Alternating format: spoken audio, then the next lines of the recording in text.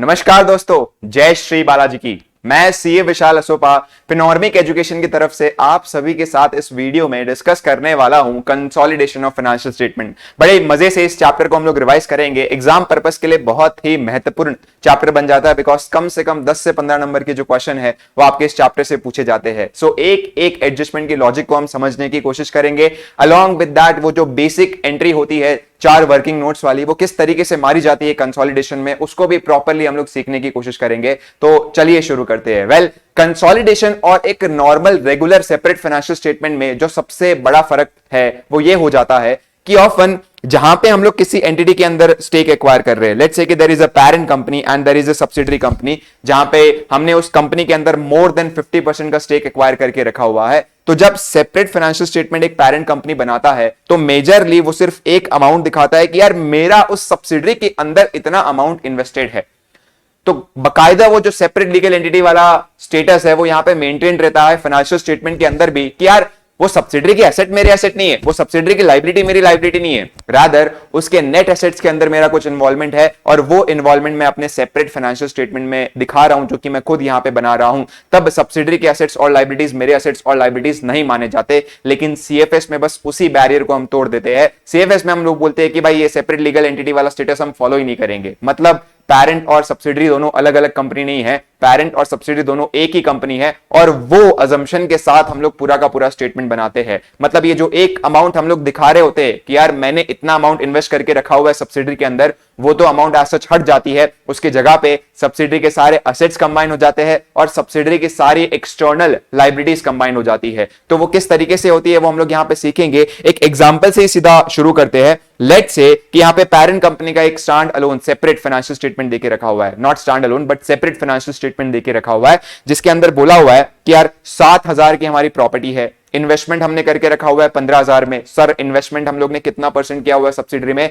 फिलहाल के लिए अपने अजम्पशन मारते हैं कि 100% करके रखे हुए हैं, राइट। सो 15,000 का हमने इन्वेस्टमेंट किया हुआ है, कैश हमारा दिख रहा है 4,000 का, along with that current liability हमारी दिख रही है 4,000 की, रिजर्व्स दिख रहे हैं 2,000 के और इक्विटी शेयर कैपिटल दिख रहा है दोस्तों 20,000 का। वहीं बाजू में यहां पे हम लोग को सब्सिडरी का फाइनेंशियल स्टेटमेंट देके रखा हुआ है। It is also a separate financial statement only, जहां पे प्रॉपर्टी प्लांट एंड इक्विपमेंट 4,000 की, इन्वेंट्री 2,000 का और कुछ आपको और असेट्स और लायबिलिटीज देके रखे हुए। जैसे कि मैंने कहा था, जब आप सेपरेट फाइनेंशियल स्टेटमेंट बनाते हो तब आप सब्सिडरी के सारे असेट्स और लायबिलिटीज आप अपने साथ नहीं दिखाते, रादर सिर्फ एक अमाउंट दिखाते हो कि यार मेरा उसके नेट असेट्स के अंदर इतना इन्वॉल्वमेंट है, वो मैंने अपने बुक्स में दिखाया है। तो सेपरेट लीगल एंटिटी का जो स्टेटस है वो ऑफन हम लोग यहां पे बरकरार रखते हैं कि भाई उसके असेट्स उसके एसेट, उसकी लायबिलिटी उसकी लायबिलिटी। हमारा जो इन्वॉल्वमेंट है वो ये है कि जब सब्सिडरी बंद होगा ना तो नेट असेट्स से हम लोग को इतना अमाउंट मिल जाएगा।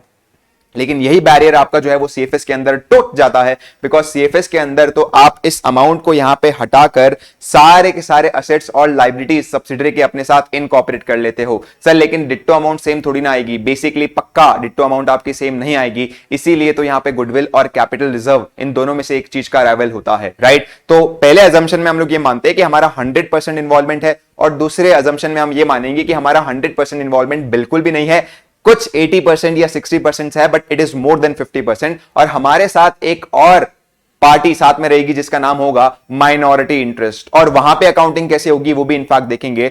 फॉर नाउ आप ये वाली बात ध्यान में रखिए कि जब आप कंसोलिडेटेड फाइनेंशियल स्टेटमेंट बनाते हो तो पेरेंट के ही बुक्स में सब्सिडरी के फाइनेंशियल स्टेटमेंट को इनकॉर्पोरेट करते हो। तो सबसे पहले आपका जो बेस मटेरियल है वो हो जाता है पेरेंट का बुक, और पेरेंट का ही मैंने ऊपर का जो पूरा का पूरा स्टेटमेंट है वो यहां पे कॉपी कर लिया है एग्जैक्ट अमाउंट्स के साथ।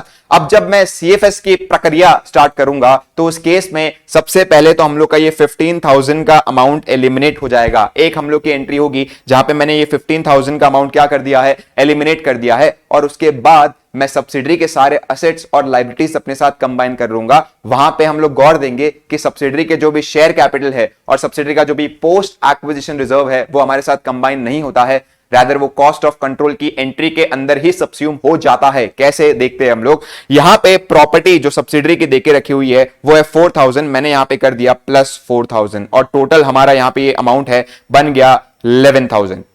उसके बाद यहां पे हम लोग को जो है वो इन्वेस्टमेंट एज सच हटानी है, हटा दी। इन्वेंट्री सिर्फ सब्सिडरी के बुक्स में दिख रहा है, बट क्योंकि अब हम मान रहे हैं कि उसके सारे एसेट्स हमारे एसेट्स, तो इन्वेंट्री मैंने यहां पे दिखा दी 2000 की। कैश सब्सिडरी का यहां पे हमसे भी ज्यादा है 11000 का, हमारा यहां पे ओवरऑल कैश अब हो जाएगा 11000 प्लस 4000 विच इज 15000। तो ये तो हम लोग ने सारे एसेट्स को कंबाइन कर लिया और हमारा एक एसेट हटा दिया, that is investment in subsidiary. Liabilities की अगर हम बात करें तो यहां पे सब्सिडरी की लाइबिलिटी जो बाहर वाली दिख रही है वो है 5000, वो मैं मेरे साथ कंबाइन कर दूंगा और टोटल 5 + 4 हमारा बन जाएगा 9000। अब इस एंट्री के थ्रू यहां पे क्या हुआ है कि सब्सिडरी के सारे जो नेट एसेट्स थे वो एज सच लिटरली एसेट और लाइबिलिटीज के रूप में कंबाइन हो गए हैं और हमारा जो इन्वॉल्वमेंट दिख रहा था नेट एसेट्स के अंदर वो हट के अब ऐसा इन्वॉल्वमेंट हो गया है कि उसके सारे एसेट्स मेरे एसेट, उसकी सारी लाइबिलिटी मेरी लाइबिलिटी। अब यहां पे एक क्वेश्चन ये राइज होता है कि क्या शेयर कैपिटल भी होल्डिंग और सब्सिडरी के कंबाइन कर दिया जाएगा? तो नहीं, बिल्कुल भी नहीं, बिकॉज अगर आप ठीक से देखोगे तो यहां पे पर्सन ए अगर लेट से पेरेंट कंपनी के इक्विटी शेयर कैपिटल में कुछ इन्वॉल्वमेंट रखता है, अब यही पैसा आपका क्या हो रहा है सब्सिडरी के अंदर लग रहा है इस इक्विटी शेयर कैपिटल के अंदर, राइट? तो यहां पे अगर देखा जाए तो यही आदमी का पैसा घूम रहा है, पहले वो अपने पेरेंट कंपनी में डालता है, फिर पेरेंट कंपनी से निकाल के वो सब्सिडरी के अंदर डाल देता है। हाँ, मानता हूं कि डायरेक्टली पैसा सब्सिडरी को नहीं मिलता है, वो सब्सिडरी के शेयर होल्डर्स को, बट बात तो वही है, उस किसी अदर शेयर होल्डर ने सब्सिडरी को दिया और उसके बाद हमने उस अदर शेयर होल्डर को दे दिया, बट ये सेम पैसा ही घूम रहा है। तो आप शेयर कैपिटल सिर्फ एक सिंगल दिखाते हो जो कि आपका अपना है पेरेंट कंपनी का, विच इज ऑफ ₹20,000। और अगर रिजर्व्स की बात करें तो प्री एक्विजिशन रिजर्व्स आपके साथ कंबाइन नहीं होते, सिर्फ पोस्ट एक्विजिशन रिजर्व्स होते हैं, बिकॉज यहां पे ऐसा माना जाता है कि आज जब मैं 15,000 रुपए पे कर रहा हूं और सब्सिडरी के ऑलरेडी कुछ रिजर्व एग्जिस्ट करते हैं, यार वो कमाई मेरी कमाई बिल्कुल भी नहीं है, बिकॉज वो तो पैसे ऑलरेडी सब्सिडरी ने कमा लिए, उल्टा उस कमाई को मेरे हाथ में लाने के लिए मैं तो पैसा दे रहा हूं, तो वो कैसे मैं अपने रिजर्व्स में कंबाइन कर लूं? तो रिजर्व्स के अंदर बकायदा पेरेंट के रिजर्व्स तो आएंगे ही आएंगे और सब्सिडरी का सिर्फ पोस्ट एक्विजिशन रिजर्व्स हमारा कंबाइन होता है। सो यहां पे अब सवाल ये उठा है कि यार 15,000 का एक एसेट एलिमिनेट हो गया और उसकी जगह पे अगर हम देखे जाए तो यहां पे सब्सिडरी का 4,000 का एसेट प्लस 2,000 का प्लस 11,000 का टोटल 17,000 के एसेट्स कंबाइन हुए, लेकिन एक लाइबिलिटी भी कंबाइन हुई है ऑफ 5,000। तो 17 में से अगर हम 5 माइनस करेंगे तो हम यहां पे देखते हैं कि यार 15,000 का एक अमाउंट हमारा हटा, उसकी जगह पे मात्र 12,000 के हमारे जो नेट एसेट्स है वो यहां पे कंबाइन हुए हैं बकायदा एसेट्स और लाइबिलिटीज के रूप में। तो there is a difference of 3,000 कि मेरा यहां पे 15,000 से अमाउंट हटा है, बट ओवरऑल जो एसेट्स मेरे इंप्रूव हुए वो सिर्फ 12,000 के हुए। तो जो डिफरेंस अमाउंट है वो हम लोग के लिए बन जाता है गुडविल, दैट इज 3,000 रुपीज।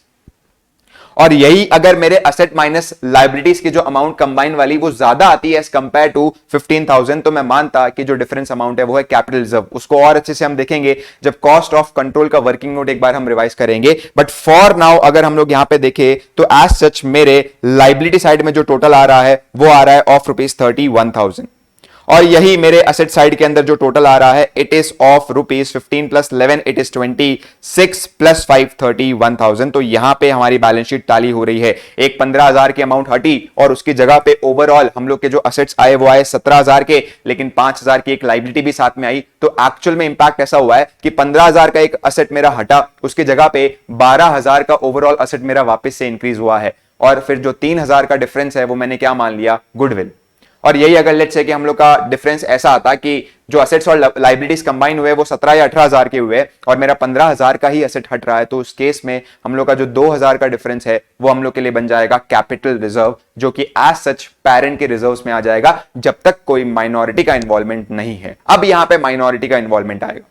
हम लोग यहां पे सेकेंड एजम्पशन लेते हैं कि बॉस 80% हम लोग का स्टेक है जिसके लिए हम लोग ने 15,000 ही पे किए हुए, लेकिन 20% कौन है, बाहर के लोग हैं। अब इस केस में क्या बदलाव आ जाएगा उसके बारे में हम बात करते हैं। वेल, बदलाव ये आ जाएगा कि हम लोग सब्सिडरी के 100% एसेट्स कंबाइन कर रहे हैं, हम सब्सिडरी की 100% लाइबिलिटी कंबाइन कर रहे हैं। क्या जब हम लोग के साथ माइनॉरिटी इन्वॉल्व रहेंगे तो भी ऐसा होगा? जी बिल्कुल ऐसा होगा, लेकिन फर्क सिर्फ इतना बढ़ जाएगा कि उन एसेट्स और लाइबिलिटीज के अंदर जितना पैसा माइनॉरिटी इंटरेस्ट का छुपा रहेगा वो हम लोग साइड में माइनॉरिटी इंटरेस्ट के लिए लिख देंगे, जो कि हम लोग के लिए एक लाइबिलिटी ही बन जाएगा, राइट? सो यहां पे चेंजेस क्या आ जाएंगे, अगेन जो हमारा शेयर कैपिटल रिकॉर्ड होगा it is of same amount that is 20,000 rupees.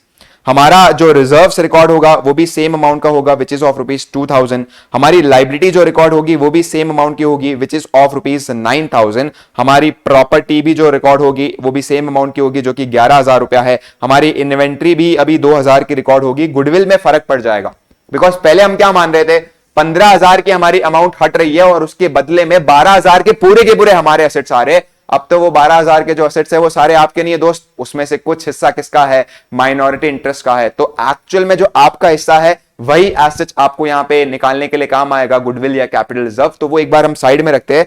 बाकी कैश हम लोग के पूरे कंबाइन हो जाएंगे, जो कि टोटल अमाउंट आ रही है 15,000। अभी अभी हमने देखा कि जो नेट एसेट सब्सिडरी के कंबाइन हो रहे हैं वो हो रहे हैं हमारे 12,000 रुपए के। इन 12,000 में से यार 20% हिस्सा हमारा नहीं है, दैट इज 2400 रुपए हमारे नहीं है, वो किसके है, माइनॉरिटी इंटरेस्ट के। मतलब हमारे यहां पे कितने हो गए, 9,600। तो 15,000 की एक अमाउंट हमारी हटी, उसकी जगह में 9,600 के ही हमारे असेट्स जो नेट ओवरऑल है वो कंबाइन हुए। तो मतलब जो डिफरेंस है वो वापस से क्या आ रहा है, गुडविल आ रहा है, बट वो एक बड़ी अमाउंट का आएगा। तो माइनॉरिटी इंटरेस्ट का यहां पे हम क्या करते हैं, हम यहां पे एज अ लाइबिलिटी दिखा देते हैं कि यार ये तो आउटसाइड पार्टी है, इसके एसेट्स हमने बुक्स में दिखाए, माना, इसके हिस्से की लाइबिलिटी हमने बुक्स में दिखाई, माना, तो इसके जो पैसे हमें देने बाकी है वो हम लोग यहां पे साइड में एज अ लाइबिलिटी रिकॉर्ड कर लेते हैं, विच इज 2400 रुपीज। कैसे आया ये 2400 रुपया, 12,000 इंटू 20%। और रही बात कि हमारा जब गुडविल निकलेगा तो उस केस में जैसे कि मैंने कहा हमारा 15,000 का एक एंट्री एलिमिनेट हो रहा है, जिसके बदले में जो कंबाइंड आ रहे एसेट्स और लाइबिलिटीज वो आ रहे हैं 9,600 के। तो यहां पे हम लोग का डिफरेंस अराइज हो रहा है ऑफ रुपीज 5,400। वो अमाउंट अब हम लोग के यहां पे गुडविल की दिखेगी 5,400। और ओवरऑल अगर हम देखेंगे तो यहां पे अभी अमाउंट हमारी आ रही है 20 plus 2 plus 2,400, it is total 24,400 plus 9,000। यहां पे हम लोग का जो टोटल बन जाता है वो बन जाता है 34,400। और अगर हम लोग यहां पे एसेट साइड की बात करें तो इस केस में 15 प्लस 11 26, 26 प्लस 2 28, 28 और 5 वेट 11 प्लस 2 13 हो गया, 15 प्लस 13 28, 28 प्लस 5 एसेट्स 33, 33,400। प्रोबेबली यहां पे हम लोग का जो लाइबिलिटी साइड है वो भी सेम अमाउंट का ही आना चाहिए। 20 प्लस 2 22, 22 प्लस 2 24, 24 और 9, यहां पे हम लोग का अमाउंट हो जाता है सच 33,400। सो 33,400 का हम लोग का जो है वो टैली अमाउंट आ रहा है। आई गेस समझ में आना चाहिए कि क्या यहां पे डिफरेंस क्रिएट हो जाएगा विद रिगार्ड्स टू गुडविल की कैलकुलेशन। अब थोड़ा सा इसको कॉन्क्रीटली कैसे प्रेजेंट करना है वो अगर हम देखें तो यहां पे मैं एग्जांपल सिर्फ लेके चल रहा हूं जहां पे हम लोग ने 80% स्टेक एक्वायर करके रखा हुआ है, मतलब 20% के कौन है, माइनॉरिटी इंटरेस्ट है। उस केस में क्या सिनारियो होगा उसके बारे में हम बात करेंगे, राइट। सो देखो भाई, इसके अंदर अगर हम लोग स्टेप वाइज देखे जाए तो सबसे पहले हमें क्या करना है, एलिमिनेट करना है investment in the books of accounts. उसके बाद सब्सिडरी के सारे एसेट्स और लायबिलिटीज कंबाइन हो जाएंगे। फिर एक कॉस्ट ऑफ कंट्रोल की हमारी एंट्री आनी चाहिए जहां पे हम लोग क्या लिखेंगे, जो भी एज सच हमारा इन्वेस्टमेंट है इन द सब्सिडरी माइनस जो भी हमारा हिस्सा है सब्सिडरी के नेट एसेट्स के अंदर। बिकॉज जो माइनॉरिटी इंटरेस्ट का हिस्सा है वो तो आपका इस वर्किंग नोट में आ जाएगा माइनॉरिटी इंटरेस्ट के। फाइनली एक हम लोग को पेरेंट का रिजर्व्स एंड सरप्लस का भी वर्किंग नोट बनाना है जहां पे पेरेंट के अपने खुद के रिजर्व्स आएंगे प्लस सब्सिडरी के जो भी पोस्ट एक्विजिशन रिजर्व्स है वो हम लोग कंबाइन कर लेते हैं। बिकॉज प्री वाले कंबाइन नहीं करते, प्री के लिए तो हम मानते हैं कि यार ये तो पैसा ऐसा हो गया जिसके लिए मैं खुद सामने से पैसा दे रहा हूं, तो ये मेरी कमाई हुई भी नहीं, सिंपल सी बात है, राइट। सो अब वर्किंग नोट किस तरीके से बनेंगे, इसी अगर हम लोग एग्जाम्पल को कैरी करें तो सबसे पहला आपका वर्किंग नोट आ जाएगा एनालिसिस ऑफ प्रॉफिट, जहां पे हम लोग को प्रॉपरली प्रॉफिट को एनालाइज करना है विद रिगार्ड्स टू कि प्री का प्रॉफिट कितना है और पोस्ट का प्रॉफिट कितना है। अगर यहां पे हम ऑब्जर्व करें तो हमें देके रखा था 10,000 और 10,000, क्योंकि यहां पे on the date of consolidation और on the date of acquisition दोनों की बैलेंस शीट कॉमनली देके रखी हुई है, तो प्री और पोस्ट में कुछ डिफरेंसेस आएंगे ही नहीं, बिकॉज जो भी अमाउंट हमें देके रखी है वो सारी की सारी प्री की देके रखी है। लेकिन ये बात तब आती है जब आपको क्वेश्चन में ऐसा होता है कि डेट ऑफ एक्विजिशन तो कुछ और देके रखी हुई है और आपको सब्सिडरी और पेरेंट कंपनी की जो बैलेंस शीट है वो किसी और डेट की देके रखी हुई है, और जो कंसोलिडेशन आपको बनाना है वो उस एंड डेट का बनाना है। एग्जाम्पल, ये लोग बोलेंगे कि भाई एक्विजिशन का डेट 30 सितंबर है लेकिन कंसोलिडेट करना है आपको 31 मार्च को, आपको पेरेंट की भी स्टेटमेंट इसी डेट की दी हुई है और सब्सिडरी की स्टेटमेंट भी इसी डेट को दी हुई है। तब हम लोग को थोड़ा सा देखना पड़ेगा, बिकॉज 31 मार्च को क्या नेट एसेट्स है वो तो हमको पता रहेंगे, लेकिन 30 सितंबर को हमारे क्या नेट एसेट्स होंगे वो एक सवाल हो गया, तो वहां पे हम लोग को वो नेट एसेट निकालना पड़ेगा, राइट। सो 31 मार्च के भी इनफैक्ट जो बैलेंस शीट देके रखी हुई है उसमें तो कंबाइंड है, 30 सितंबर के नेट एसेट्स क्या हो रहे हैं, कैरी हो रहे हैं, अलॉन्ग विद दैट अक्टूबर से लेके मार्च में जो भी चेंजेस है वो बस खाली इनकॉर्पोरेट होकर रखे हुए हैं। तो वहां पे प्रॉपरली एक डिस्टिंग्विश करना पड़ेगा कि what is pre reserves and what is post reserves. तो उसके लिए ये हम लोग का वर्किंग नोट इंपॉर्टेंट बन जाता है। अब यहां पे अगर हम देखेंगे तो एक हो गया प्री का कॉलम, दूसरा हो गया पोस्ट का कॉलम। यहां पे जितने भी रिजर्व्स रहेंगे सब्सिडरी के, ये जो हम लोग बना रहे working note, it is purely for the subsidiary only, because holding के रिजर्व्स में प्री और पोस्ट हम नहीं छांटते, हम सिर्फ सब्सिडरी के केस में प्री और पोस्ट छांटते हैं। तो यहां पे जो भी प्री आपके रिजर्व्स और प्री आपके शेयर कैपिटल है वो इस कॉलम में आ जाएंगे, जो भी पोस्ट आपके रिजर्व्स है, पोस्ट आपके पीनल है, वो इसके अंदर आ जाएंगे। और डेट ऑफ कंसोलिडेशन आपका जो भी ओवरऑल दिख रहा है दैट इज 31 मार्च का अमाउंट, वो यहां पे दिखेगा। अब यहां पे सिंपल से हम लोग को यहां पे क्या करना है कि जो भी एसेट चेंजेस हुए रहेंगे, इस सम में तो कोई चेंजेस नहीं हुए, राइट। तो हमने क्या किया, 10,000 यहां पे लिखा है, 10,000 यहां पे लिखा हुआ है, एसेट डिफरेंस आपका जीरो हो गया बिकॉज पोस्ट में आपने कुछ कमाया ही नहीं है, बिकॉज पोस्ट का कुछ दिया ही नहीं है, ये तो on the date of acquisition ही कंसोलिडेट हो रहा है। तो यहां पे जो भी आपका रिजर्व है और जो भी आपका शेयर कैपिटल है वो पूरा का पूरा प्री है। अब इसके अंदर आप क्या करोगे, 80% जो है वो कॉस्ट ऑफ कंट्रोल वाली एंट्री में सबस्यूम कर लोगे, जो 20% अमाउंट है वो किस में चला जाएगा, माइनॉरिटी इंटरेस्ट में। मतलब जो भी प्री नेट एसेट्स हो गया, pre share capital plus reserves हो गया, उसका आपका जो पेरेंट के हिस्से का अमाउंट है वो गुडविल या कैपिटल रिजर्व निकालने के लिए काम आता है। उसमें हम क्या करते हैं, या 10,000 मैंने दिए, उसके बदले में इतना मेरे को जो है वो हिस्सा मिला है। अब नेट एसेट निकालने के दो तरीके होते हैं, असेट माइनस लायबिलिटी और share capital plus reserves. Majorly आपको जो है वो शेयर कैपिटल प्लस रिजर्व्स वाला तरीका फॉलो करना पड़ेगा, बिकॉज वहां से चेंजेस अच्छे तरीके से क्या किए जा सकते हैं, एसेट आइडेंटिफाई किए जा सकते हैं। तो शेयर कैपिटल प्लस रिजर्व्स में जो आपका हिस्सा हो गया वो एसेट आप कंपेयर करते हो with the amount you have paid. कुछ गुडविल अराइज होगा या कुछ कैपिटल रिजर्व अराइज होगा। इन केस ऑफ जो हिस्सा माइनॉरिटी का है वो तो हम लोग एसेट अलग से दिखाते ही है कि भाई माइनॉरिटी तेरा इतना पैसा हम लोग तुझे दे देंगे, वो एक लायबिलिटी के तौर पे शोकेस होती है। तो आपका पहला वर्किंग नोट बन जाता है एनालिसिस ऑफ प्रॉफिट, दूसरा बन जाता है माइनॉरिटी इंटरेस्ट, तीसरा बन जाता है कॉस्ट ऑफ कंट्रोल। ये आप सीक्वेंस भी चेंज कर सकते हो, दूसरा कॉस्ट ऑफ कंट्रोल बना सकते हो, तीसरा माइनॉरिटी इंटरेस्ट, और लास्ट आपका वर्किंग नोट बन जाता है होल्डिंग के जो भी रिजर्व्स एंड सरप्लस है, that is consolidated reserves and surplus, वो आपको बनाने रहते हैं, राइट। तो यहां पे हम लोग इस पे ऊपर प्रैक्टिस करेंगे कि कैसे टाइम एडजस्टमेंट आपकी इनकॉर्पोरेट करनी है। बट बेसिक सा सम हो गया जिसके अंदर आपको एनालिसिस ऑफ प्रॉफिट के अंदर एसेट्स प्री पोस्ट और कंसोलिडेशन डेट का जो भी अमाउंट है वो दिखाना है, और उसके बाद टाइम एडजस्टमेंट करनी है। विल सी दैट किस तरीके से करनी है। और कॉस्ट ऑफ कंट्रोल में जो भी इन्वेस्टमेंट अमाउंट आप पे कर रहे हो, जैसे कि इस क्वेश्चन में हमने 15,000 पे किया, वो मैंने लिख दिया, माइनस जितना भी नेट एसेट्स आपके हिस्से का कंबाइन हो रहा है दैट इज 9,600, वो हमने माइनस कर दिया। तो जो 5,400 है वो हम लोग का अमाउंट क्या आ गया, गुडविल, जो कि हम लोग ने सीएफएस के असेट साइड में दिखा दिया 5,400। रही बात 2,400 की, तो एज सच वो यहां पे माइनॉरिटी इंटरेस्ट के वर्किंग नोट में आ गया, जिसके अंदर आता है share capital of subsidiary, pre acquisition profit of subsidiary, post acquisition profit and post general reserve of subsidiary. In fact pre reserves भी आपका माइनॉरिटी में कंबाइन होता है। माइनॉरिटी जो है वो प्री और पोस्ट में फर्क नहीं करता। माइनॉरिटी क्या बोलता है, सर आपने जितने भी असेट्स और लायबिलिटी मेरे हिस्से के कंबाइन करके रखे हुए हैं वो बस खाली आप मुझे दे दो एज इन लायबिलिटी दिखा के। तो अगर हम लोग माइनॉरिटी की बात करें तो minority represent share of net asset not owned by the parent on the date of consolidation. If minority interest is negative तो उस केस में वो जो लॉस है वो किसको चले जाते हैं, आपके सब्सिडरी के जो भी एज सच पेरेंट कंपनी है उसको चले जाते हैं।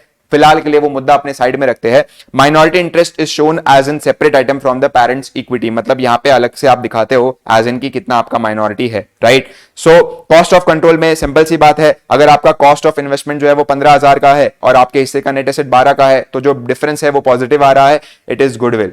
और यही अगर सिचुएशन उल्टी हो जाती है तो डिफरेंस आपका नेगेटिव आता है, it is capital reserve, right. Then आपका एक और वर्किंग नोट बनता है which is consolidated reserves and surplus, जिसके अंदर आप पेरेंट के रिजर्व्स एंड सरप्लस लेते हो, अलोंग विद दैट जो भी सब्सिडरी के सिर्फ post acquisition reserves and surplus है वो यहां पे एज सच आपके कंबाइन हो जाते हैं। बिकॉज प्री वाले तो हम लोग ने सेकंड वर्किंग नोट में ही सबस्यूम कर लिया है और डिफरेंस कहां पे दिखा दिया है, गुडविल या कैपिटल रिजर्व के अंदर। तो प्री वाले के अंदर जो भी आपके रिजर्व्स और एज सच सब्सिडरी के आके रखे हुए हैं वो सारे के सारे कॉस्ट ऑफ कंट्रोल के एंट्री में सबस्यूम हो जाते हैं। सिर्फ पोस्ट वाले ऐसे जो अलग से होल्डिंग के बुक्स में या होल्डिंग के रिजर्व्स के अंदर कंबाइंड होके इस वर्किंग नोट के थ्रू दिखते हैं, right. Don't take any pre acquisition reserves here as already subsume in the cost of control. अब थोड़ा सा अपने करने की कोशिश करते हैं एक दो एग्जांपल, तो ज्यादा बेहतर समझ में आएगा। लेट्स से 1 अप्रैल 2023 से लेकर 31 मार्च 2024 की हम बात कर रहे हैं। अब यहां पे हम लोग का जो डेट ऑफ एक्विजिशन है वो है 1 दिसंबर 2023। तो मतलब पहले 8 महीने को मैं बोलूंगा यार ये तो एक्वायर करने से पहले का पीरियड हो गया, प्री एक्विजिशन पीरियड, और बाद के 4 महीने आपके जो है वो पोस्ट एक्विजिशन पीरियड हो गया। दोस्तों आपको इंफॉर्मेशन देके रखी हुई है कि 1 अप्रैल को आपका जो पीनल दिख रहा था वो 20 लाख का दिख रहा था, और जो इक्विटी शेयर कैपिटल दिख रहा था वो 10 लाख का, और ओवरऑल नेट एसेट आपके 30 लाख के दिख रहे। उसके बाद आपको इंफॉर्मेशन इस तरीके से दी जाएगी कि 31 मार्च 2024 को आपका पीनल दिखेगा 32 लाख का और इक्विटी शेयर कैपिटल 10 लाख का, ओवरऑल नेट एसेट दिख रहे हैं 42 लाख के। अब सवाल क्या उठ रहा है कि जब मैं कॉस्ट ऑफ कंट्रोल का वर्किंग नोट बना रहा हूं तब वहां पे इक्वेशन ये थी कि कितना अमाउंट आप इन्वेस्ट करते हो minus net asset on the date of acquisition. अब यार ना ये अमाउंट जो है वो on the date of acquisition वाली अमाउंट है, ना ही ये वाली amount on the date of acquisition वाली अमाउंट है, तो हमें वो निकालनी पड़ेगी। तो निकालने के लिए एग्जैक्टली हम लोग को वर्किंग नोट नंबर 1 बनाना जरूरी है। कैसे निकालते हैं वो एक बार हम देख लेते हैं ताकि चीजें वापस से याद आ जाए। राइट, यहां पे 20 लाख का हम लोग का प्रॉफिट ऑलरेडी एग्जिस्ट कर रहा था। अब ओवरऑल बैलेंस कितने का हो गया है? 32 लाख का। मतलब दोस्तों पूरे साल में हमने 12 लाख रुपए कमाए। उस 12 लाख में से हम लोग को इवनली अजम्पशन के साथ कि भाई पूरे साल हम लोग ने प्रॉफिट्स क्या किए हुए, इवनली, मतलब हर महीना 1-1 लाख कमा के रखा हुआ है, तब जाके वो 12 लाख बने हुए। ऐसे अजम्पशन के साथ उसको अलोकेट कर देना है between pre acquisition period and post acquisition. तो जो 12 लाख की अमाउंट है वो 2 हिस्सों में बट जाएगी। 8 लाख आपका प्री एक्विजिशन प्रॉफिट होगा और 4 लाख आपका पोस्ट एक्विजिशन प्रॉफिट होगा। राइट, अब जब मैं on the date of acquisition net asset निकाल रहा हूं तो मेरे पास सारी इंफॉर्मेशन रेडी है कि बॉस मेरा 20 लाख का शेयर कैपिटल तो पहले से एग्जिस्ट कर रहा था, तो ये तो प्री वाले पीरियड का ही है, प्लस ऑलरेडी मैंने जो है वो 10 लाख ऑलरेडी मैंने 20 लाख कमा के रखे हुए थे, शेयर कैपिटल जो है वो 10 लाख का एग्जिस्ट कर रहा था। सो ऑलरेडी 10 लाख का शेयर कैपिटल एग्जिस्ट कर रहा है, 20 लाख के प्रॉफिट तो मेरे पास थे ही। अलॉन्ग विद दैट पूरे साल में मैंने 12 लाख कमाए, लेकिन उसमें से 8 लाख तो आपके किसके हैं? प्री वाले हैं। तो ओवरऑल अगर आप अमाउंट चेक करोगे तो 38 लाख के आपके क्या हो गए? नेट एसेट हो गए on the date of acquisition. और 4 लाख का प्रॉफिट ऐसा प्रॉफिट हो गया जो हम लोग ने कब कमाया है? पोस्ट कमाया है। अब इसको वर्किंग नोट नंबर 1 में कैसे शोकेस करना है वो हम लोग देख रहे हैं, उसके बाद ट्रीटमेंट को हम लोग प्रॉपर्ली एनालाइज करेंगे। वर्किंग नोट नंबर 1 में हम लोग सबसे पहले लिख देंगे boss analysis of profit. Pre के जो हम लोग श्योर है दैट इज 10 लाख का इक्विटी शेयर तो ऑलरेडी एग्जिस्ट कर ही रहा था, पीएनएल आपका 20 लाख का ऑलरेडी दिख रहा था, डेट ऑफ कंसोलिडेशन पे भी ये आपका अमाउंट जो है वो एज मैंने लिख दिया। इन दोनों के बीच का डिफरेंस जो 20 और 32 के बीच का डिफरेंस है वो एक बार के लिए मैंने लिख दिया कि 12 लाख पूरे साल के दौरान हम लोग ने प्रॉफिट्स कमाए हैं। अब उस 12 लाख में जब मैं टाइम एडजस्टमेंट करूंगा तो जो प्रॉफिट प्री को बिलोंग करता है वो हटा दूंगा, ऑटोमेटिकली बैलेंस किसका आ जाएगा? पोस्ट का। हमने देखा था 12 लाख को अगर हम लोग मानते हैं अजम्पशन के साथ कि इवनली अर्न किया हुआ है, यहां पे ये अजम्पशन आपको प्रॉपर्ली दिमाग में रखना पड़ेगा बिकॉज और कोई हिंटिंग आपको नहीं दी जाएगी। ऐसा अजम्पशन लेना ही पड़ेगा कि पूरे साल हम लोग जो है वो हर महीने equal equal equal equal equal equal equal profit कमा रहे हैं। तो इन सच केस 12 लाख में से 8 लाख आपका प्री का प्रॉफिट है वो मैंने यहां से माइनस कर दिया और यहां पे दिखा दिया एज इन कि भाई ये तो प्री को बिलोंग करता है। बचा हुआ अमाउंट ऑलरेडी यहां पे आ गया विच इज 4 लाख। अब यहां पे मेरे जो नेट एसेट्स है वो ओवरऑल कितने हो गए? 10 lakh plus 20 lakh plus 8 lakh total हो गया 38 लाख। 38 लाख का क्या होगा उसके बारे में हम बात करते हैं। वेल 38 लाख में से जो पेरेंट का हिस्सा है, लेट्स से कि हम लोग यहां पे बात कर रहे हैं, ये तो 9600 हम लोग ने पुराने एग्जांपल का लिया हुआ है, बट 38 लाख में से जो पेरेंट का हिस्सा है वो एज सच पेरेंट को चला जाएगा वर्किंग नोट नंबर 2 में in order to calculate goodwill और कैपिटल रिजर्व, और जो आपका माइनॉरिटी इंटरेस्ट का हिस्सा है वो माइनॉरिटी में जाके ऐड हो जाएगा। वेल पेरेंट अब खुश है, पेरेंट बोलता है कि देखो भाई मैंने इतना अमाउंट पे किया, वो मैंने वर्किंग नोट नंबर 2 में एज ए इन्वेस्टमेंट दिखा दिया, और उसके बाद जो मेरे हिस्से का नेट एसेट था उस दिन वो मैंने माइनस कर दिया, मेरा इतना गुडविल या कैपिटल रिजर्व आ रहा है। माइनॉरिटी भी खुश है, माइनॉरिटी को चाहिए था कि भाई प्रॉफिट प्री हो या पोस्ट हो मुझे फर्क नहीं पड़ता, शेयर कैपिटल प्री हो या पोस्ट हो मुझे फर्क नहीं पड़ता, मेरा जितना हिस्सा as on date net assets में दिख रहा है वो मुझे चाहिए। बिकॉज यहां पे मैं तो एज ए लाइबिलिटी खड़ा हूं कि बॉस तुमने सब्सिडरी के सारे एसेट्स कंबाइन कर लिए अपने सीएफएस में, सब्सिडरी की सारी लाइबिलिटी कंबाइन कर ली, तो बस मेरा हिस्सा मेरे को साइड में दे दो, बाकी तुम लोग को जो करना है करो, ऐसा माइनॉरिटी का बोलना है। राइट, अब मुद्दा उठता है कि पोस्ट का क्या होगा। वही बात है, पोस्ट जो भी कमाई है दैट इज 4 लाख की कमाई है वो लिटरली पेरेंट ने, अब हम लोग ने एज इन पैसे जब लगाए थे उसके बाद सब्सिडरी ने कमाया है, तो वो पैसा पेरेंट को बिलोंग करता है लेकिन पूरा नहीं, उसमें से सिर्फ पेरेंट का जो हिस्सा है वो पेरेंट को बिलोंग करता है। तो वो वर्किंग नोट नंबर 4 जब हम बनाते हैं पेरेंट के रिजर्व्स निकालने के लिए तो होल्डिंग का रिजर्व आता है प्लस सब्सिडरी का जो भी पोस्ट कमाई है, सब्सिडरी की जो भी पोस्ट रिजर्व्स है वो वहां पे जाके ऐड हो जाती है, और जो माइनॉरिटी का हिस्सा है वो तो माइनॉरिटी को चाहिए, उसको तो फर्क ही नहीं पड़ता है कि प्री है कि पोस्ट, तो वो वर्किंग नोट नंबर 3 में चला जाएगा, दैट इज माइनॉरिटी इंटरेस्ट वाला। तो आई गेस टाइम एडजस्टमेंट किस तरीके से समझ में किस तरीके से होगी वो आपको समझ में आई होगी, यहां पे कोई दिक्कत नहीं आया होगा। अब इस टाइम एडजस्टमेंट के अंदर थोड़ी बहुत बातें हैं जो हम लोग को सीखनी है, बिकॉज सारा गेम आपका इसी का है, टाइम एडजस्टमेंट का। अगर ये क्यों करते हैं वो क्लियर है, उसके बाद हर जगह पे जब सिचुएशंस डिफरेंट आएगी, जैसे कि फॉर एग्जांपल अभी हम लोग नेक्स्ट डिस्कस करेंगे कि अगर कुछ अब नॉर्मल लॉस और गेन हो रहा है तो वो क्या डिफरेंस क्रिएट करेगा। वेल देखो, पहले मैं मान के चल रहा था कि पूरे साल में मैंने 12 लाख रुपए कमाए। अचानक से मेरे को ऐसी इंफॉर्मेशन आती है कि बॉस आपके जो फैक्ट्री है उसमें थोड़ी बहुत एज सच आग लग गई और उसके कारण आपका जो नुकसान है वो पोस्ट वाले पीरियड में ही डेडिकेटेडली होकर रखा हुआ है 1 लाख रुपए का या XYZ अमाउंट का। अब ये वो जो इवनली अजम्पशन वाला मेरा एज सच मेन बेस था उसको वॉयलेट कर रहा है। बिकॉज अब मैं कैसे मान लूं कि भाई प्रॉफिट मेरा जो है वो इवनली अर्न हुआ है, बिकॉज एक ऐसा कोई मेजर लॉस है जो कि आपका सिर्फ पोस्ट पीरियड में हुआ है, या ऐसा कोई मेजर लॉस है जो आपका प्री पीरियड में हुआ है, उसने मेरी अमाउंट को ऑब्वियसली कम कर दिया होगा जो मेरी on the date of consolidation दिख रही है। तो जब तक मैं उस अबनॉर्मल लॉस या गेन को एडजस्ट नहीं करूंगा तब तक मेरा काम नहीं बनेगा, मेरा वो अजम्पशन वैलिड नहीं होगा। बिकॉज कायदे अनुसार जिस टाइम का गेन या लॉस बिलोंग करता है उसी टाइम को वो अलोकेट होना चाहिए। तो एग्जांपल अपने ले लेते हैं, उसके बाद अपने थियरी समझेंगे। यहां पे जैसे कि फॉर एग्जांपल आपको देके रखा हुआ है कि 1 अप्रैल 2023 को let's say equity share capital और जनरल रिजर्व्स आपको क्वेश्चन मार्क देके रखा हुआ है। यहां पे एक इंपॉर्टेंट बात आ जाती है कि जहां पे एज सच क्वेश्चन में कुछ स्पेसिफिकली बोला नहीं है तो वी अज्यूम कि डेट ऑफ कंसोलिडेशन पे जो भी इक्विटी शेयर कैपिटल या जनरल रिजर्व्स दिख रहे हैं वो सारे के सारे आपके ओपनिंग के ही है, जब तक कुछ चेंजेस आपके नहीं बता के रखे हुए रहेंगे तब तक के, राइट। तो इन सच केस यहां पे जो आपको इक्विटी शेयर कैपिटल देके रखा हुआ है वो क्वेश्चन मार्क में देके रखा हुआ है, और यहां पे जो जनरल रिजर्व देके रखा हुआ है वो भी क्वेश्चन मार्क में देके रखा है। लेकिन यहां पे 40,000 का आपको इक्विटी शेयर कैपिटल दिया है, अलॉन्ग विद दैट 20,000 का आपको इक्विटी शेयर कैपिटल देके रखा हुआ है, राइट। 20,000 का जनरल रिजर्व्स आपको देके रखा हुआ है। डेट ऑफ एक्विजिशन आपकी है 1 अक्टूबर 2023। एडिशनल इंफॉर्मेशन दोस्तों आपको देके रखा हुआ है कि 1 मई 2023 को भाई आपके यहां पे आग लग गई और डैमेज हो गया 4,000 रुपए का। मुझे बताओ जब ये 28,000 की हमारी अमाउंट आई रहेगी तो डेफिनेटली वो जो 4,000 की अमाउंट है वो एज सच यहां पे माइनस हो गई रहेगी। मतलब इस 4,000 का अगर कोई नुकसान नहीं होता तो शायद मेरा आज प्रॉफिट 32,000 का होता, बट दोस्तों अब वो मेरा 32,000 का दिख ही नहीं रहा। रीजन बीइंग कि यहां पे मुझे नुकसान कुछ हुआ है जो कि सिर्फ और सिर्फ कौन से पीरियड को बिलोंग करता है, 1 मई, दैट इज प्री वाले पीरियड को बिलोंग करता है। वैसे एक और बात बोली हुई है कि यार 31 दिसंबर 2023 को आपको गेन भी होके रखा है जो कि अब नॉर्मल सा है, वो भी कितना 2,000 का। अब ये गेन भी इस अमाउंट के अंदर रहेगा प्लस 2,000, बट ये तो प्योरली किसको है, पोस्ट वाले पीरियड को बिलोंग करता है। तो ये अब नॉर्मलिटीज पहले आप हटाओगे, आप प्रॉपरली प्रॉफिट्स निकालोगे कि पूरे साल में कितने हुए हैं, आप प्रॉपरली प्री और पोस्ट में बांटोगे और उसके बाद जिसको लॉस बिलोंग करता है उससे लॉस माइनस करोगे, जिसको गेन बिलोंग करता है उससे गेन माइनस करोगे। एग्जांपल इन दिस केस यहां पे अगर देखें हम तो पूरे साल में जो प्रॉफिट हमने कमाया है it is of ₹28,000 minus 12,000 which is around 16,000। तो वो मैंने सबसे पहले 16,000 लिख लिया, लेकिन ये 16,000 वाली अमाउंट अभी तक सही नहीं है बिकॉज ये सारी अब नॉर्मलिटीज को ट्रीट करने के बाद है। तो एक बार मैं मानता हूं कि अगर कुछ अब नॉर्मल ट्रीटमेंट ना होती, अब नॉर्मल लॉस या गेन नहीं होता तो मेरा क्या प्रॉफिट होता। तो यहां पे मेरा ये 4,000 कभी माइनस ही नहीं होता तो वो मैं ऐड कर देता हूं, और ना ही कभी 2,000 प्लस होता तो वो मैं यहां से हटा देता हूं। तो बाय डिफॉल्ट मेरा यहां पे जो अमाउंट आ रहा है वो आ रहा है 18,000 का।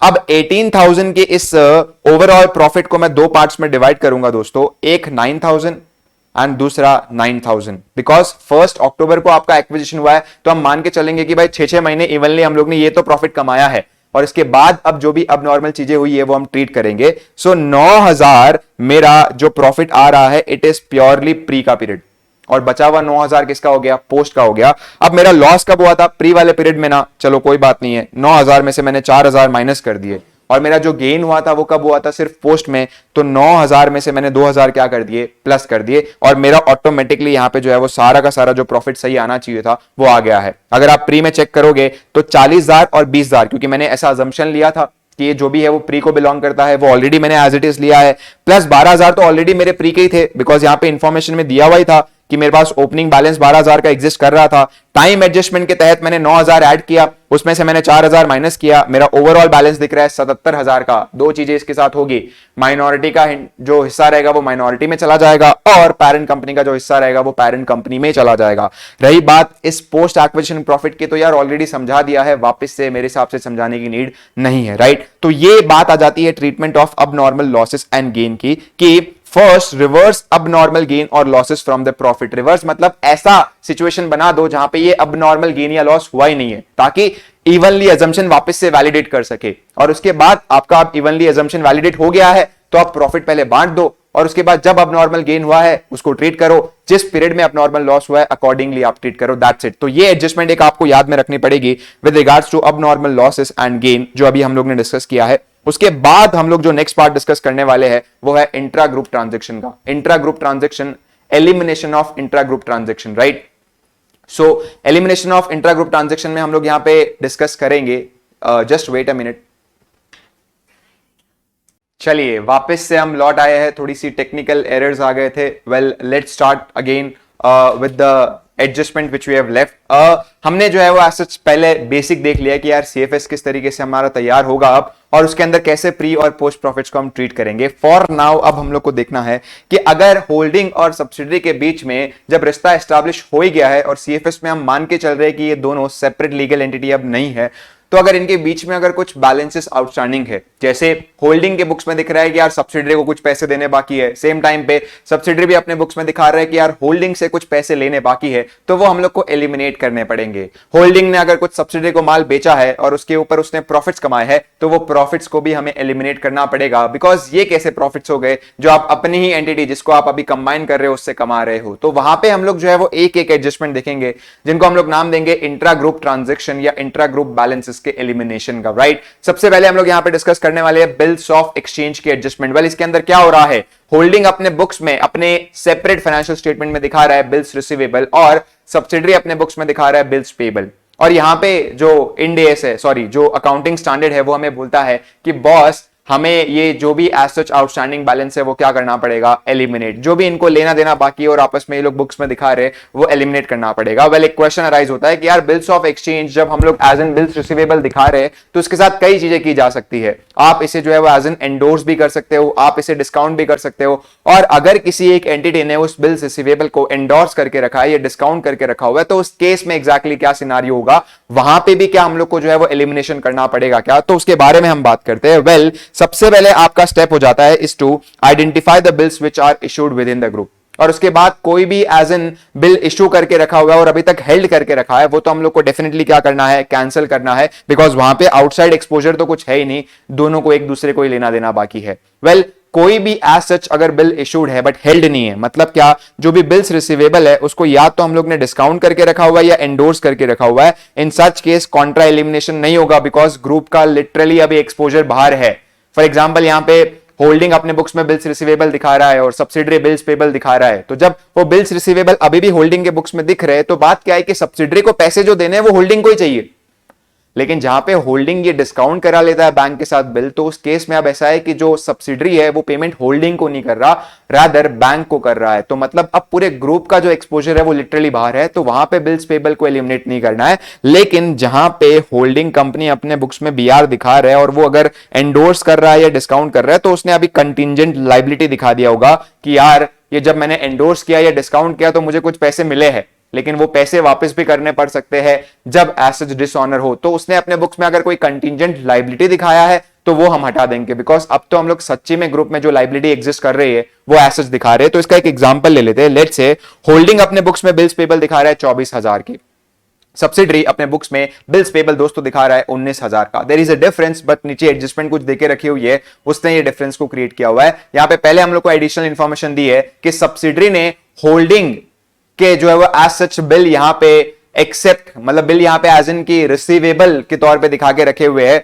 ऑफ सर्टेन अमाउंट, उनमें से 2,000 रुपए उसने क्या कर दिया है, एंडोर्स कर दिया अपने सप्लायर को। मतलब इसीलिए ये 19 दिख रहा है, बिकॉज 2,000 की तो ये क्या दिखा रहा है, कंटिजेंट लायबिलिटी दिखा रहा है, बिकॉज इसने क्या एंडोर्स करके रखा हुआ है, लेकिन वो 2,000 की अमाउंट इसके अंदर इंक्लूडेड है। पहली बात तो ये। दूसरा यहां पे बोल के रखा हुआ है बिल्स पेबल जो आपके होल्डिंग के बुक्स में दिख रहे हैं वो सारे के सारे ऐसे नहीं है जो सब्सिडरी ने एक्सेप्ट किए हुए, उसमें से मात्र 21,000 के जो बिल्स है वो किसने एक्सेप्ट करके रखे हुए, यहां पे हमारे जो सब्सिडरी है उसने एक्सेप्ट करके रखे हुए। तो अगर हिसाब बताए तो 24,000 में से जो कॉमन बिल है पहले तो वो हम लोग आइडेंटिफाई कर लेते हैं, जो कि 21 के मतलब 3000 का तो ऐसा है कि भाई इनके बीच का रिश्ता नहीं है, होल्डिंग ने किसी बाहर वाले को पैसे जो देने बाकी है वो रिकॉर्ड करके रखे हुए, तो ये तो हम लोग को नहीं टच करना है। अब ये 21,000 में भी जो है वो दो सिनारियोज है, 19 ऐसे बिल्स हो गए जो कि हेल्ड वाले हो कैटेगरी में आ गए और 2000 के बिल्स नॉट हेल्ड वाली कैटेगरी में आ गए। तो यहां पे 2000 के यहां पे सब्सिडरी ने क्या करके रखी हुई है, कंटिंजेंट लायबिलिटी दिखाई है। तो सबसे पहले 19,000 यहां से एलिमिनेट हो जाएगा, 19,000 यहां से एलिमिनेट हो जाएगा,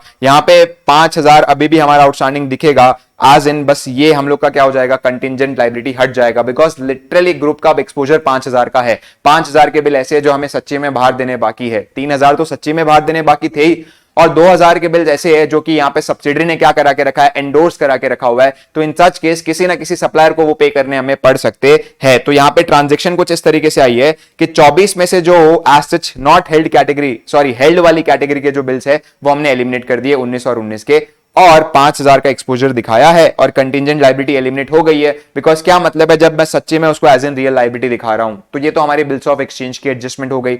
दूसरी हमारी एडजस्टमेंट हो गई ट्रेड रिसीवेबल्स और ट्रेड पेबल्स की। अगेन जो भी कॉमन ट्रेड रिसीवेबल्स और कॉमन ट्रेड पेबल्स वाली अमाउंट्स है वो एलिमिनेट हो जाएगी। कभी कभार ऐसा हो सकता है due to lack of communication या लैक ऑफ रिकॉर्डिंग कि एक जन जो है वो एज सच कोई बुक्स में अमाउंट ज्यादा दिखा सकता है एज कंपेयर टू सेकंड, वहां पे किस तरीके से ट्रीटमेंट करना है वो हम लोग को यहां पे सीखना पड़ेगा। जैसे कि एग्जांपल यहां पे देके रखा है, ट्रेड रिसीवेबल होल्डिंग अपने बुक्स में दिखा रहा है 30,000, यही सेम अमाउंट जो है वो ट्रेड पेबल के नाम पे दिख रही है सब्सिडरी के बुक्स में, तो ये तो इंट्रा ग्रुप बैलेंस हो गया, पूरा का पूरा एज सच कॉन्ट्रा एलिमिनेशन हो जाएगा, राइट। लेकिन कभी कभार सिनारियो क्या होगा कि होल्डिंग अपने बुक्स में जो है वो पहले 15 का ट्रेड पेबल दिखा रहा था और सब्सिडरी जो है वो एज सच ट्रेड रिसीवेबल दिखा रहा था 15 का ही। अब यहां पे 15 में से 3 का जो पेमेंट है वो होल्डिंग ने कर दिया है, लेकिन वो अमाउंट अभी तक सब्सिडरी को रिसीव नहीं हुई है। मतलब सब्सिडरी तो अपने बुक्स में अभी तक कितना दिखा रहा है, 15 ही। तो जब ये कंसोलिडेशन बनेगा उस केस में ये 15 में से एज सच 12 तो इंट्रा ग्रुप एलिमिनेशन के नाम पे एलिमिनेट हो जाएंगे, ये 0 हो जाएगा और इसमें 3 बचेगा। उस 3 में से हम लोग को 3 माइनस कर देना, बिकॉज अब वो ट्रेड रिसीवेबल्स नहीं है, रादर कैश इन ट्रांजिट है, उसके नाम पे दिखेगा 3। सो यहां पे just before the year end H paid ₹3,000 by bank to the subsidiary but it wasn't received by S. तो यहां पे लोग ने क्या किया हुआ है, 12 माइनस कर दिया, कैश इन ट्रांजिट यहां पे माइनस करके ट्रेड रिसीवेबल तो आपका 0 हो जाएगा। सर वो 3 वाली अमाउंट तो गायब है, वो एज सच आपकी कैश इन ट्रांजिट के नाम पे दिखनी स्टार्ट हो जाएगी। मतलब ट्रेड पेबल्स तो पूरे ही 0, उतनी अमाउंट का ट्रेड रिसीवेबल भी माइनस हो जाएगा, जो कैश इन ट्रांजिट है वो भी आपका माइनस करके एज इन अलग से दिखने लगेगा कैश इन ट्रांजिट। तो स्टेप्स क्या बन जाएंगे, identify common balance, cancel whatever the common exist in both the balance sheet, और जो भी कैश इन ट्रांजिट है वो अलग से आप दिखाओ। अब ये कैश इन ट्रांजिट जो है वो एज सच कोई और रीजन के कारण, मतलब यहां पे डिफरेंस एक और पर्पस के कारण भी आ सकता है, which is goods in transit, जहां पे एज सच सिनारियो क्या राइज होगा कि हमने जो है एज सच इन्वेंट्री सामने वाले को बेच दी है और वो अभी तक सामने वाले को रिसीव नहीं हुई है। तो मतलब मैंने तो ट्रेड रिसीवेबल जो है वो एज सच पूरा दिखा दिया होगा कि यार मेरे को जो है वो इतनी अमाउंट आनी बाकी है, बट सामने वाले ने अभी भी अमाउंट कम दिखा के रखी हुई है, बिकॉज उसको जब तक गुड्स रिसीव नहीं होगा तब तक वो पेबल की एंट्री मारेगा ही नहीं। तो यहां पे जो कॉमन अमाउंट्स है जो दिख रही है वो तो हट जाएगी, जो नहीं दिख रही है जैसे अभी कैश इन ट्रांजिट के नाम पे खड़ा हो रहा था वैसे ही सेम अमाउंट अब स्टॉक इन ट्रांजिट के नाम पे खड़ा हो जाएगा, राइट। तो लेट्स से कि अगर ऊपर जो डिफरेंस आके रखा था 15 और 12 का, ये इसके कारण आया है कि यार 3,000 की या जो भी आसपास की अमाउंट है वो सब्सिडरी ने होल्डिंग को बेच तो दी है एज सच, तो अपने बुक्स में रिसीवेबल किस नाम पे दिखाना स्टार्ट कर दिया, बट होल्डिंग को अभी तक वो मिला नहीं है तो उसने पेबल में नहीं दिखाया। तो ये 12 तो एज सच कॉमन है, ये तो हट ही जाएगा, लेकिन ये जो 3 दिख रहा है वो भी हट जाएगा और एज सच बुक्स में दिखेगा स्टॉक इन ट्रेड ऑफ 3। तो ये आपका डेटर्स और क्रेडिटर्स का बैलेंस हो गया, जो किस तरीके से हम लोग को एलिमिनेट करना है वो हमने देख लिया। उसके बाद कभी कभार ऐसा होगा कि होल्डिंग ने जब सब्सिडरी को इन्वेंट्री बेचा है, ऊपर तो बैलेंस के एलिमिनेशन की बात आ गई, यहां पे ये जो ट्रांजैक्शन होके रखी हुई है उसमें भी कुछ इन्वॉल्वमेंट अपने को देखना पड़ेगा विद रिगार्ड्स टू ऐसे प्रॉफिट जो कि आपस में ही होके रखे हुए। सो मुद्दा क्या है कि होल्डिंग सब्सिडरी को कुछ माल बेच रहा है या सब्सिडरी होल्डिंग को कुछ माल बेच रहा है और वो प्रॉफिट्स के ऊपर बेच रहा है, जो कि ये लोग अपने बुक्स में बकायदा दिखाए रहे, और वो भी ऐसे प्रॉफिट्स हो गए जो कि इन्होंने आपस में एक दूसरे से कमाए हैं। लेकिन सीएफएस पर्पस के लिए तो दोनों एक ही है। तो ये जो भी अनरियलाइज प्रॉफिट है, अभी तक रियलाइज नहीं हुए हैं, वो प्रॉफिट हम लोग को एलिमिनेट करने पड़ेंगे। एग्जाम्पल के साथ देखते हैं, होल्डिंग ने यहां पे अपने बुक्स में 1,50,000 के जो गुड्स है वो एज सच 2 लाख में बेचे सब्सिडरी को, तो यहाँ पे होल्डिंग ने एज सच P&L में डाल दिया 50,000 रुपया, बाकी ये स्टॉक आपका गायब हो गया और कैश 2 लाख का आ गया। वैसे ही अगर हम बात करें सब्सिडरी के बुक्स में तो वो स्टॉक कितने का दिख रहा है, 2 लाख का। अभी तक वो बेचा नहीं है, वो बुक्स में है। अब CFS पर्पस के लिए क्या होगा, हम इस 2 लाख के स्टॉक्स को कंबाइन करेंगे और होल्डिंग का प्रॉफिट भी आएगा। तो उस केस में ये जो 50,000 का अनरियलाइज प्रॉफिट है जो इन्होंने आपस में एक दूसरे से कमाया है, वो बुक से गायब हो जाना चाहिए, बिकॉज वो प्रॉफिट अभी तक रियलाइज हुआ ही नहीं है। तो जब हम लोग दोनों एंटिटी को सेम कंसिडर कर रहे हैं तो ये प्रॉफिट सच्ची में होके रखा हुआ है ही नहीं। तो 2 यहां पे लाख से अमाउंट हम लोग को माइनस करनी है 50,000 की, सेम आपकी 50,000 जो होल्डिंग के रिजर्व है उससे क्या हो जाएगा, माइनस हो जाएगा। वेल, कौन से प्रॉफिट से माइनस होगा वो डिपेंड करता है कि किसने किसको माल बेचा है। बिकॉज जब होल्डिंग ने सब्सिडरी को माल बेचा है तो होल्डिंग अपने बुक्स में प्रॉफिट दिखा रहा होगा, तो होल्डिंग का जो प्रॉफिट है वो तो होल्डिंग को ही एज सच बिलोंग करता है, जो कि वर्किंग नोट नंबर 4 में हम लिखते हैं। तो जब होल्डिंग के प्रॉफिट्स हटा रहे हैं तो वो वर्किंग नोट नंबर 4 से एडजस्टमेंट माइनस हो जाएगी। इन्वेंट्री आपकी कम दोनों ही केस में होगी, इररिस्पेक्टिव ऑफ की होल्डिंग बेच रहा है या सब्सिडरी, बिकॉज इन्वेंट्री की तो कॉमन अमाउंट ही आ रही है। लेकिन जहां पे सब्सिडरी बेच रहा है तो उसके लिए तो हम लोग वर्किंग नोट नंबर 1 बना रहे हैं जो प्रॉफिट सब्सिडरी के, जहां पे होल्डिंग बेच रहा है उसके लिए वर्किंग नोट नंबर 4 बना रहे हैं जहां पे सिर्फ होल्डिंग के ही प्रॉफिट्स आ रहे हैं। तो जब होल्डिंग सब्सिडरी को बेचता है तो उस केस में वर्किंग नोट नंबर 4 से माइनस हो जाता है, which is consolidated reserves and surplus वाला वर्किंग नोट। और जब सब्सिडरी होल्डिंग को बेचता है तो वर्किंग नोट नंबर 1 से माइनस हो जाता है। दैट इज जब हम लोग एनालाइज कर रहे हैं सब्सिडरी के जो भी रिजर्व्स है उसका, राइट। तो एक बार अपन देख भी लेंगे इनफैक्ट, राइट। अब यहां पे एक बात हम लोग को ध्यान में रखनी है कि कभी कभार ऐसा होगा कि होल्डिंग ने माल सब्सिडरी को बेचा होगा, होल्डिंग ने माल सब्सिडरी को बेचा होगा और सब्सिडरी क्या कर दिया, कुछ अमाउंट्स या कुछ गुड्स जो है वो कस्टमर को ट्रांसफर कर दिए।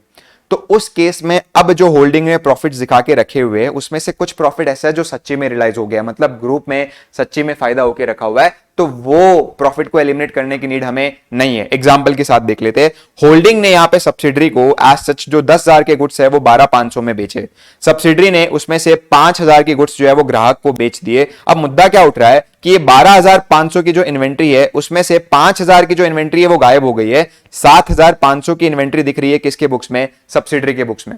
अब ये 7,500 में से जितना प्रॉफिट एज सच होल्डिंग का है वही एलिमिनेट होगा। जो 5,000 वाला अमाउंट है जो हम लोग ने सच्ची में माल बेच दिया 5,000 वाला, वो तो एज सच अब रियलाइज हो गया, बिकॉज लिटरली मुझे बाहर से पैसे आ चुके हैं, तो यहां पे उसे एलिमिनेट करने की नीड नहीं है। तो यहां पे सिनारियो क्या होगा कि 7,500 के ऊपर जब प्रॉफिट होल्डिंग ने लगाया था तो ऐसा था कॉस्ट प्लस 25%। तो ये तो 7,500 वाली अमाउंट है वो इंक्लूसिव ऑफ प्रॉफिट है, तो इसमें से जब एलिमिनेट करना पड़ेगा तो वो इक्वेशन बनानी पड़ेगी 7,500 डिवाइडेड बाय 125 इंटू 25, मतलब यहां पे अनरियलाइज प्रॉफिट कितने का आ रहा है, 1,500 का, यही हटेगा और कोई प्रॉफिट नहीं हटेगा। जो 5,000 वाली अमाउंट पे हमें प्रॉफिट होके रखा हुआ है उसे एलिमिनेट करने की नीड एज सच नहीं है, राइट। सो यहां पे हम लोग का एज सच एंट्री ऐसा आ जाएगा कि 7,500 की इन्वेंट्री है सब्सिडरी की माइनस 1,500, बचेगा अमाउंट सिर्फ और सिर्फ 5,000 का, और होल्डिंग के जो प्रॉफिट्स है उसमें से 1,500 आपका क्या हो जाएगा, माइनस, बिकॉज प्योरली ये प्रॉफिट किसको बिलोंग करता है, होल्डिंग को ही बिलोंग करता है। तो फाइनल अगर अपने कंक्लूजन दे तो देखो 2 स्ट्रीम की ट्रांजेक्शन हो सकती है, अप स्ट्रीम और डाउन स्ट्रीम। डाउन स्ट्रीम में ऐसा होगा कि होल्डिंग किसको बेच रहा है, सब्सिडरी को बेच रहा है, तो उस केस में प्रॉफिट किसने कमाए, होल्डिंग कंपनी ने, तो वो प्रॉफिट हम लोग को वर्किंग नोट नंबर 4 से रिड्यूस करना पड़ेगा, जो कि मैं कंसोलिडेटेड रिजर्व्स एंड सरप्लस बना रहा हूं, जिसमें से अनरियलाइज प्रॉफिट, सिर्फ अनरियलाइज, रियलाइज कौन सा हो गया, जो माल बेच दिया वो माइनस करने की जरूरत नहीं है, जो अनरियलाइज हिस्से का प्रॉफिट है वो माइनस करना पड़ेगा। सेकेंडली इन्वेंट्री से अपने को माइनस कर देना है। अगर लेट्स से कि अपस्ट्रीम ट्रांजैक्शन है, सब्सिडरी किसको बेच रहा है, होल्डिंग को बेच रहा है, तो किसके बुक्स में दिख रहा है, सब्सिडरी के बुक्स में दिख रहा है, तो वो वर्किंग नोट नंबर 1 से रिड्यूस हो जाएगा, पोस्ट एक्विजिशन प्रॉफिट से हम लोग को माइनस कर देना है।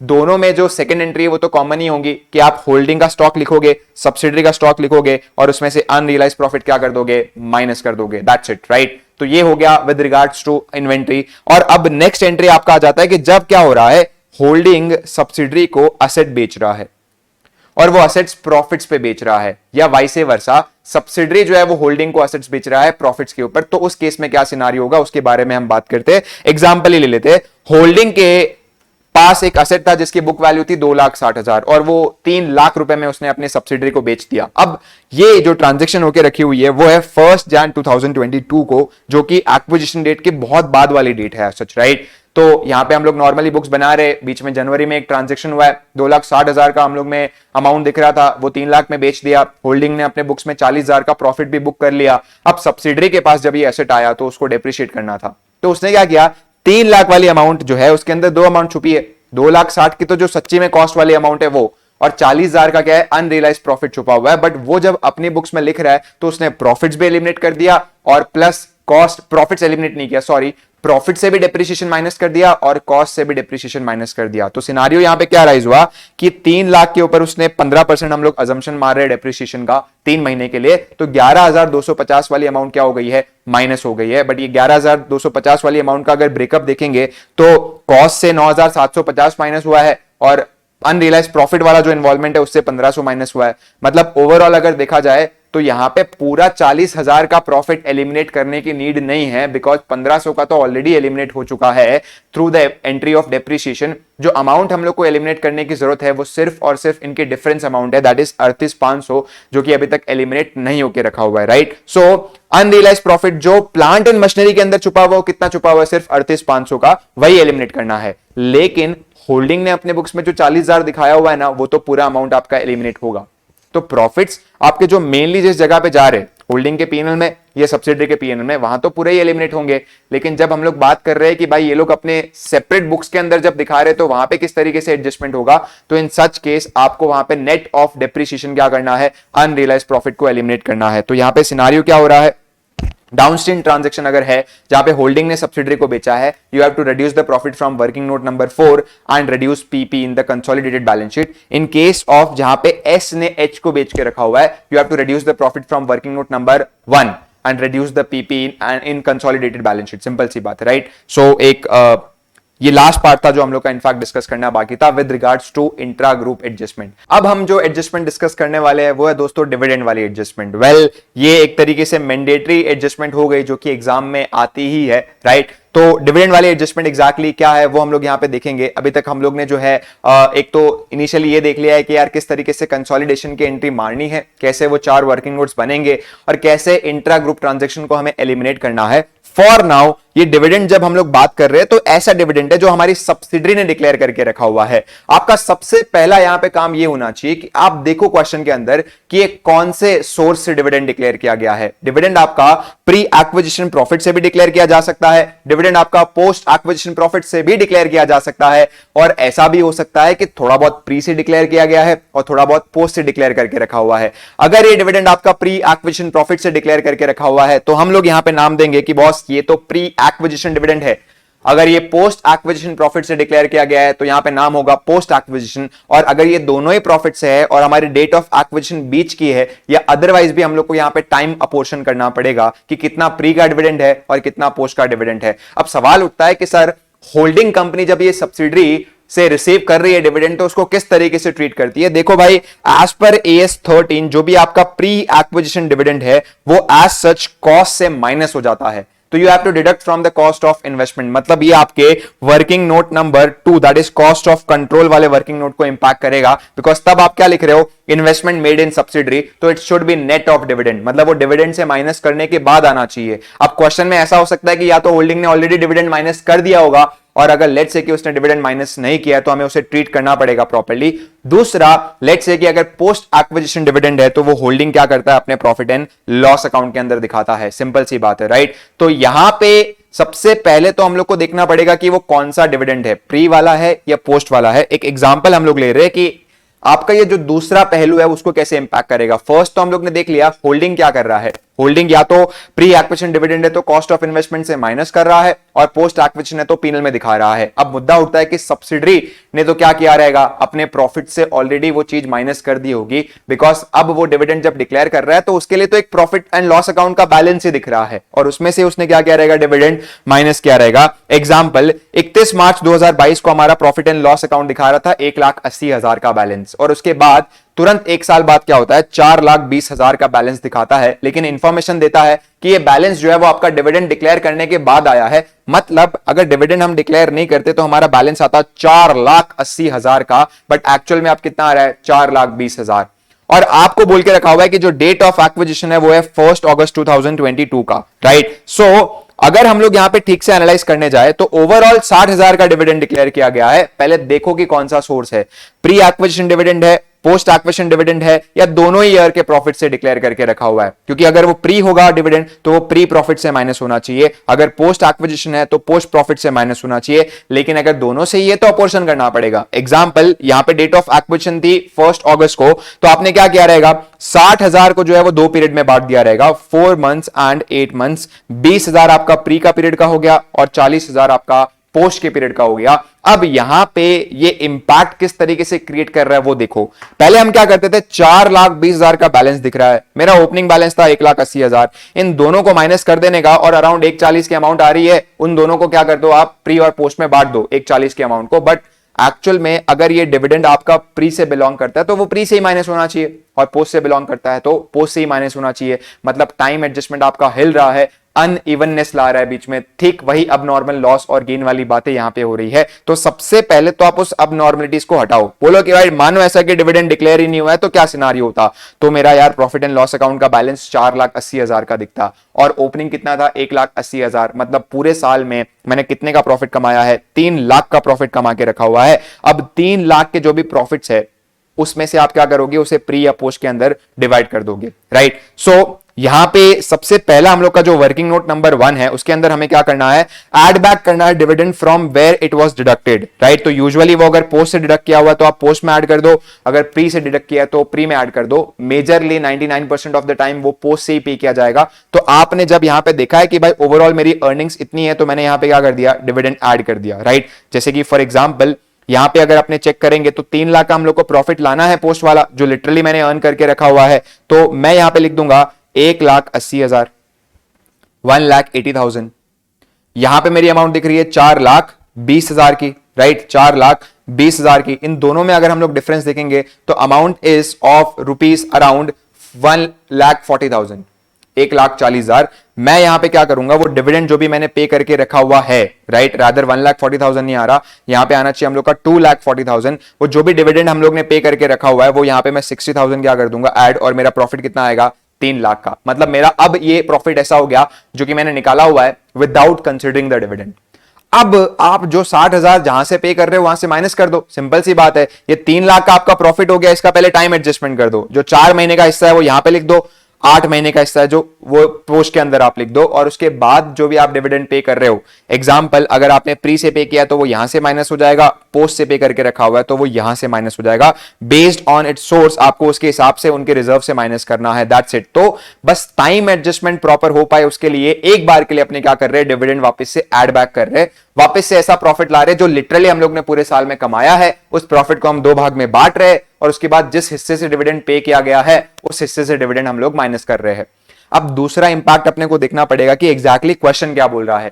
क्वेश्चन अगर बोलता है कि यार ये प्री एक्विजिशन डिविडेंड था लेकिन होल्डिंग ने क्या करके रखा हुआ है, उसको अपने प्रॉफिट एंड लॉस में डाल दिया है, तो आपको होल्डिंग के प्रॉफिट एंड लॉस से हटाना पड़ेगा और कॉस्ट ऑफ इन्वेस्टमेंट से माइनस करना पड़ेगा। क्वेश्चन बोलता है कि यार होल्डिंग ने उसको कॉस्ट ऑफ इन्वेस्टमेंट से ही माइनस करना चाहिए था और वही किया हुआ है, तो एज सच कुछ और करने की नीड ही नहीं है।